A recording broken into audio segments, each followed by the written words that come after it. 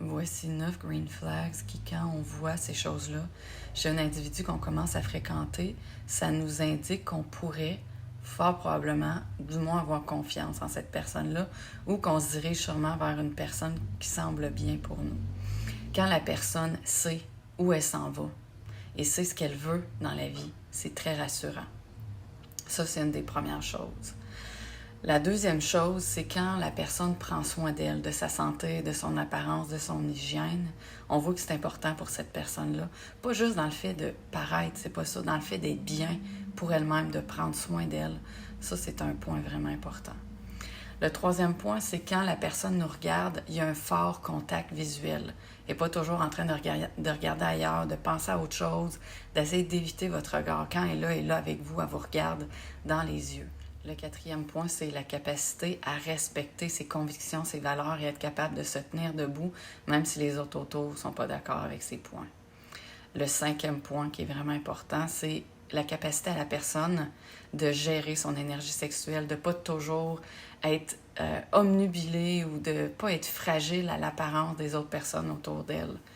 Que ce soit un homme ou une femme, oui, c'est peut-être un peu plus chez les hommes, mais il y a beaucoup de femmes aussi comme ça. Même si c'est des super belles personnes qui sont autour sur les médias sociaux, l'autre ne va pas passer son temps à liker, à commenter, qui tombe en amour avec plein d'autres personnes. Il est avec vous, il ou elle est avec vous, cette personne-là vous respecte puis est forte dans la capacité à gérer ses émotions ou son énergie sexuelle. Le sixième point, c'est quelqu'un qui ne cherche pas la chicane. Mais s'il y a une confrontation qui se présente, la personne ne va pas s'en aller en courant. Elle va faire ce qu'il faut faire pour parler, discuter, puis pas fuir toute forme de confrontation. Le septième point qui est vraiment important, c'est que s'il arrive un problème, vous n'allez pas juste entendre qu'il y a des problèmes. La personne avec qui vous êtes va toujours trouver des solutions pour aller de l'avant, pour se sortir des problèmes. Ça, c'est vraiment important.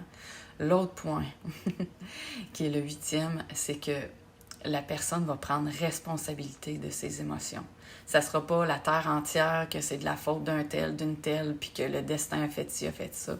La personne va être responsable de ses choix, de ses émotions, de ses difficultés, et elle va faire en sorte de travailler sur elle pour se sortir de ça.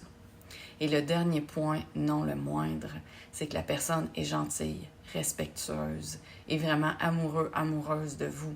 Et c'est évident et ça se voit. Quand vous voyez que la personne a tous ces points-là, vous avez déjà un très bon signe que fort probablement, vous avez une très bonne personne entre les mains. Si vous avez tendance à tomber sur des personnes qui n'ont absolument pas ces points-là et que vous êtes plus dans les red flags que dans les green flags, et il y en a bien d'autres green flags, mais si vous avez ceux-là, c'est déjà quelque chose. Si c'est difficile d'avoir ce genre d'individu-là dans votre vie, prends rendez-vous avec moi. Je vais pouvoir t'aider à voir pourquoi tu tombes souvent dans des relations qui ne te conviennent pas ou qui te font du mal. Et s'il vous plaît, je vous invite à suivre ma page professionnelle sur Facebook et à partager la vidéo qui pourrait aider des gens qui vivent ce genre de situation-là présentement. Bye. Bonne journée.